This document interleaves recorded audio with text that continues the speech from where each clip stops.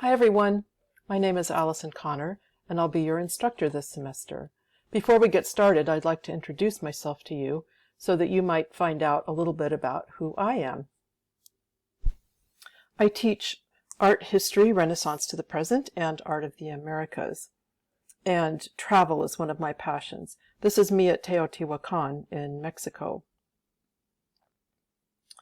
I love to visit the archaeological sites that I teach about, like these Inca sites in Peru, and I've also visited the Mayan site of Chichen Itza in Mexico, and another wonderful Mayan site in Honduras called Copan. I also love to visit the many wonderful museums that can be found in great cities such as Paris, and in Seattle, and also in Mexico City. This is Frida Kahlo's desk in the Casa Azul.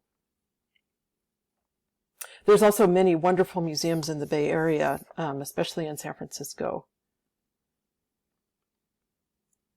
I'm also passionate about nature, especially birds, and I also enjoy traveling to volunteer on bird conservation projects.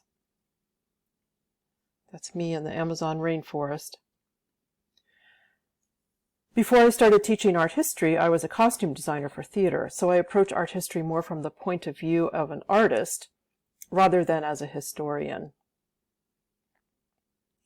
I made the career switch from theater to art history fairly recently and went back to school and got a master's degree in art history at San Jose State. It's never too late, you guys. I now focus my art more on nature, and of course birds are my specialty. You will be seeing plenty of birds this semester. I also volunteer when I travel. These are some coloring books I made of local animals for school kids in Nicaragua. I have loved art since I was a child, and I have taught art history for about 10 years now, and I can't wait to share my enthusiasm about art with you. So now that you know a little bit about me, I'm hoping to get to know you.